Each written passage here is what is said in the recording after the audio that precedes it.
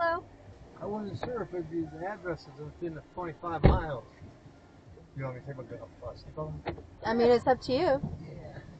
I was in a bad car accident once, and the only thing that saved me was my seatbelt. Well then. You never know. You never know. Fast. I've never been in one, so maybe today's the day. No. It's cold. It's not that cold though. No, I think today is like the last warm day we're gonna have for like a week. Yeah, it's gonna get real cold. How's your day going? Good. I thought I was going to prison and the judge released me on all the documents. Oh, congratulations. Well, I still You're got having a good day. Yeah, I've still got a pending case, but I mean, it's a good sign that she's letting me out with no probation, I think. Yeah, I don't want to know what... Yeah. And you did a crime. yes, I did. I'll do the time. I always do. I know that. And it sucks as he's known me for 25 years. So, Yeah. They don't mess it up with drugs. That's all I can say is I'm saying sober. Good for you. No, that's scary. Yeah, you can't be doing it. That's not right. At the time, I'm going to make an apology. There you go. The court told me this anyway. Yeah. I understand. That's an apology in and of itself. Yes. I didn't damage it or nothing, but... Yeah, good. And like you got it back? Yeah, he got it back. Okay. Good. And like you're still living in the same places? Yeah, we've been in that spot. Well, my wife's divorced me. Oh. That's what she says. I don't know. She probably will. She's that type of woman. She says something. I like it. Yeah. She's a nurse at Region. She don't have time for that now. She's never done drugs, so she doesn't understand addiction. She's a nurse. She probably understands addiction. Yeah, maybe not from a personal point of view, but she's seen it. She don't want it around her. She knows that. Yeah. Okay. Let's talk addiction. I'm an addict. Yeah. So you've had other addictions. Oh yeah. Now, do you agree that just because you're not using, you're still an addict? See, now that's up till now. Well, so what happened was I went to Teen Challenge, and this old biker guy's like, "Yeah, get baptized with me." I'm like, "No, man, I really believe in Jesus." I said, "No."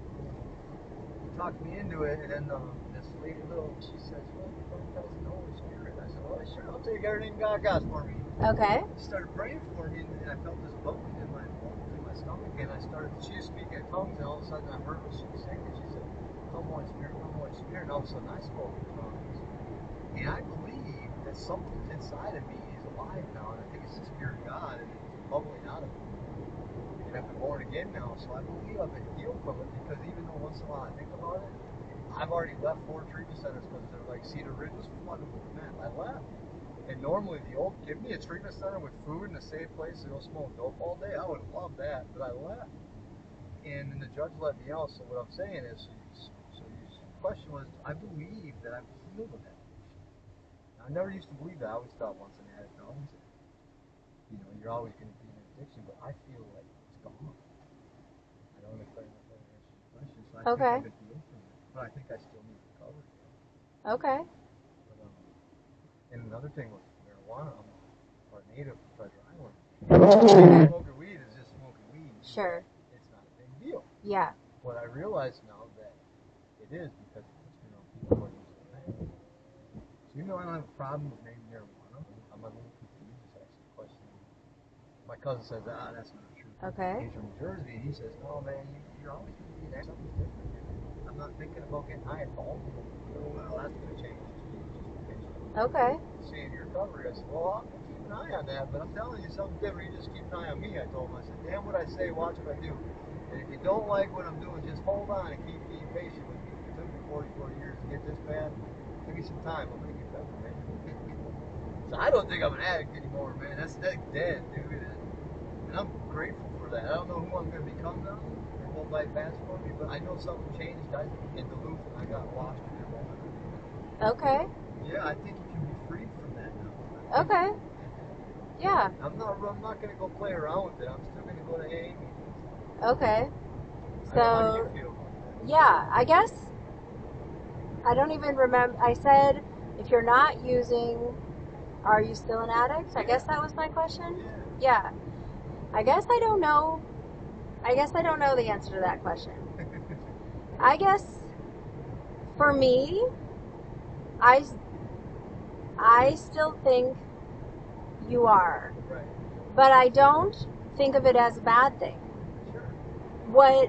How you answered it was a surprising way for you to answer it for me. Because people who go to AA meetings, or like when you took it into like the God washed me of that thing, like that surprised me, because a lot of the time, okay, I feel like they have to kind of white knuckle sobriety. That was me. Or I white knuckled for 12 years. Okay. No. So like that is an addict white knuckling sobriety. Okay. And the minute I got high, I still had, within weeks, and here I am. So yeah, I get the white knuckling thing. Yeah. And that's what I don't want. Sure. I don't want to white knuckle anything. I'll be miserable. That was my model too. That's why I smoked pot. See? Because yes, I agree with you, and it makes sense to me. Like, that's not freedom. No, it's not. It's yes. You gotta be happy. Yeah. I believe the Creator. Then like, native. You're just like, you're in a different kind of prison. The Creator. Their drugs are here, and I think that you can abuse anything: sex, drugs, alcohol, anger, working. And I believe when it becomes you're an addict is when you can't control your. Yes, I also agree with you. And so I don't believe in it. I don't believe in God. Yeah. And so, but I am trying to get that control without believing in a God, and also without white knuckling. So what I have found, and it's also, I'm not 100% sober. So it's not the AA route, but it's called internal family systems. And I don't want to say that but it's just a different thing. But it's about figuring out why you use, and it's what parts of you use those coping mechanisms, why you went to those behaviors at what parts of your life to escape the scary parts of your life, and go back and figure out those things that traumatized you in the first place, and actually heal that trauma so that you can live life without being triggered and wanting to, like, I've heard of DBT. That's more talk, more like mental health, schizophrenia. Okay. But it's like, you gotta go to the core of this. Yeah. And that's what's keeping you sad. And, obviously still with mental health and the addiction problem, that's the worst case scenario. Yeah, that's cool. Yeah. My cousin's, he's real big on like this Suboxone, because heroin's a big, so you're just trading for big farm. I mean, these guys are addicted still. They're getting high on the Suboxone. They're still getting high on the methadone. And really, they're just one. They go kill themselves. They're trying to get high on the heroin, then they overdose when they can get too much. I said, how is that a good overdose? Oh man, you got it all wrong. I said, I don't know if I do got it wrong, because you're switching one addiction to another. These guys you're not working to get them off methadone or Suboxone. They're just using more. And I've never done heroin, so he said, you don't understand the addiction. If I can save one heroin addict from death by using Suboxone, I'm okay. So, all right, I get that. Yeah. But like at the end of the day, you think about it, you see all these people on Suboxone, all these other drugs now, and it's like, man, what's better? I don't know how to say. But right. I feel like it's cross addiction. I agree. And like, how about if they're on that, while we then, if they're willing, you know what? If somebody wants to just do that for the rest of their life, and that's okay. I mean, it's up to them. That's what he says too. Right. He's right. Yeah.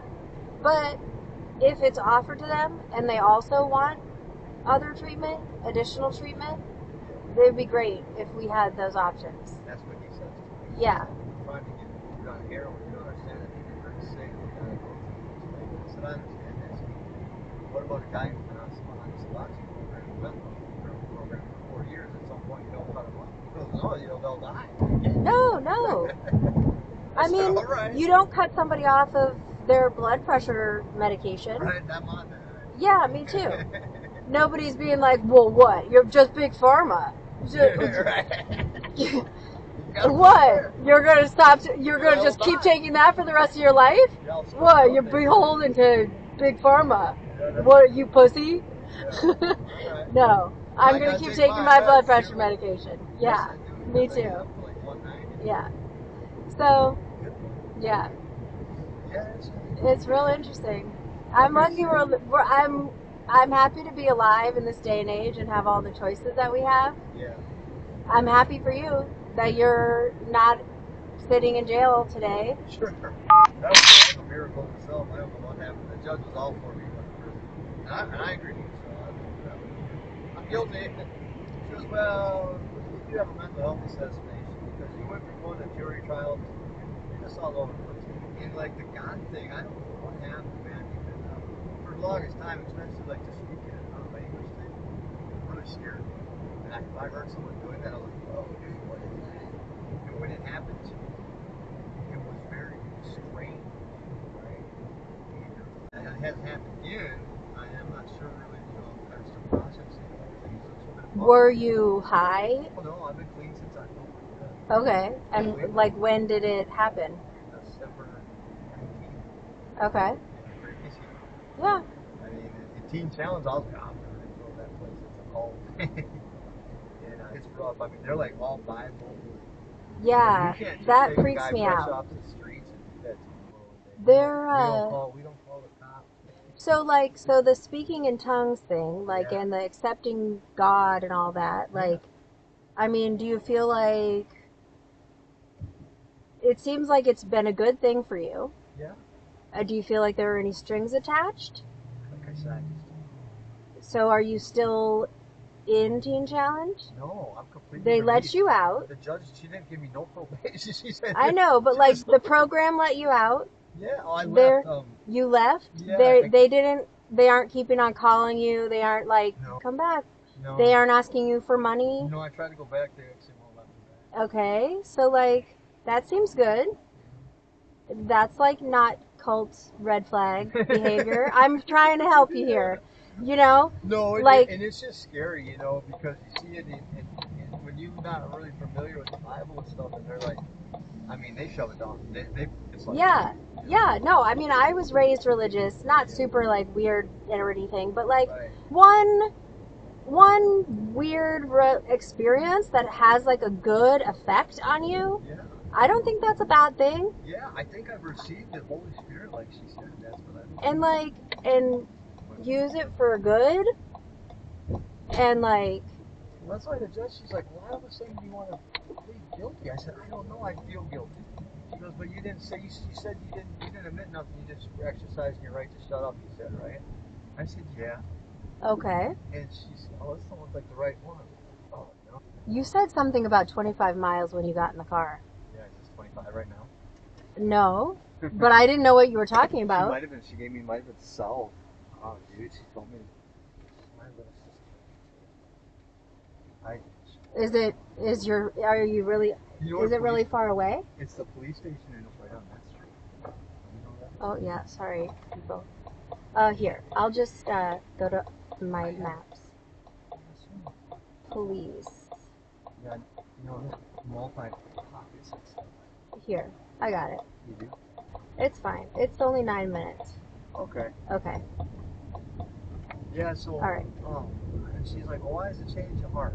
I said, I don't know. I said, I know what I did. It was wrong. I took the beat. She goes, whoa. She goes, you can't admit guilt right now. I said, oh, well. I said, well, then I know what I did wrong and I want to be held accountable for it, so I'm here to take my medicine. Did you have a lawyer? Yeah, my lawyer suggested I don't do that. But something inside me, I got this, like, this conscience on this stuff. And I'm sitting in the jail cell. I'm like, man, you know what? That poor farmer. And I'm sitting here trying not to. It's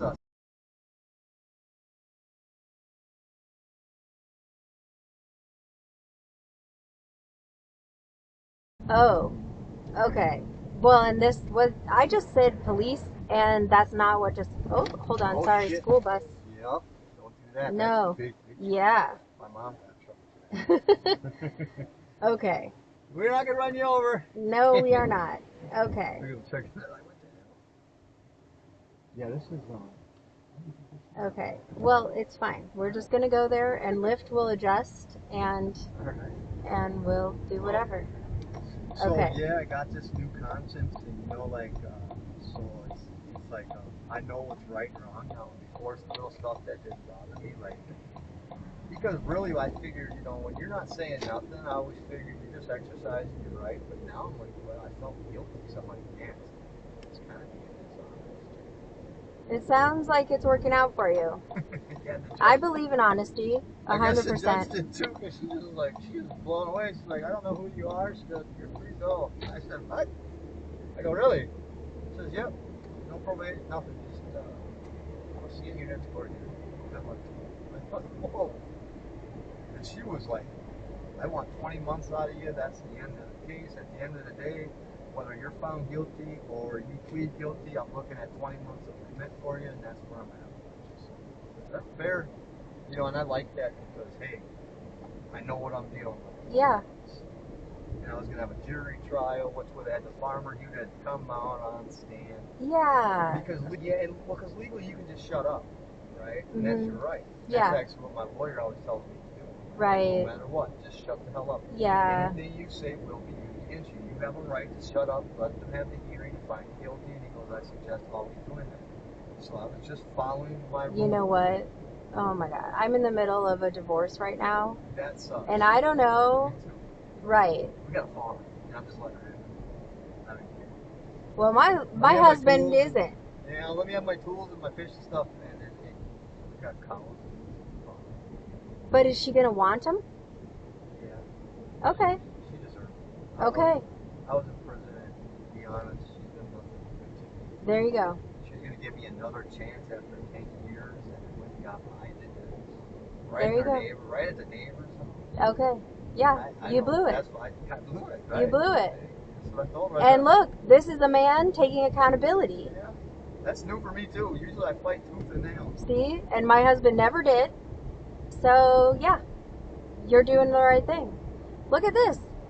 All of a sudden, I've been in therapy for like 2 years, and up until like 2 weeks ago, I was telling my therapist, I was like, I do not see any men out there in the world that are good. And my therapist was like, I swear. Anyway, yeah. I'm not even like, I just left her a message. I said, you know, I don't deserve anything from you, but I'm sure she'll. But yeah, most divorce sucks and it's ugly. And it's an ugly thing. That's why the lawyers. I don't remember why I was starting to tell you just the lawyer thing. Okay, lawyers. Like him telling you to shut up and just do the system. They are not taking your specific individual case into account.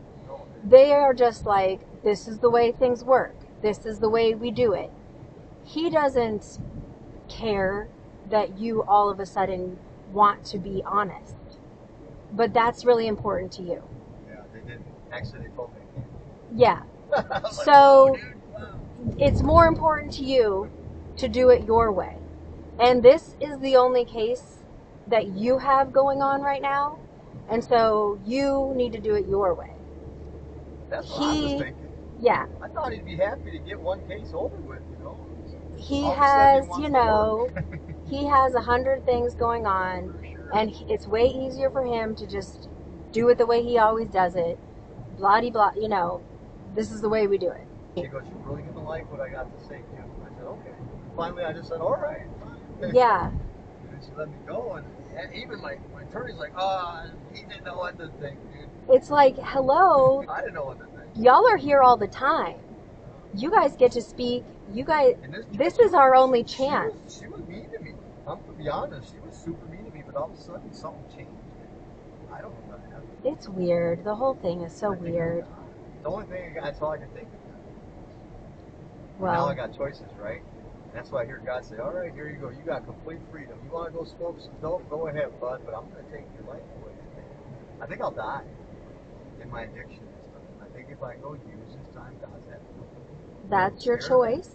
You know, that is, so from my perspective, like, I'm a more like scientific mental health, like, Yeah, I've so, been through all that. yeah. So for like people who are happier in life, they have maximum levels of agency, which is basically free will, right? If you're looking at it through like a God perspective, free will, agency, which is like we can choose whatever we want, but also gratitude.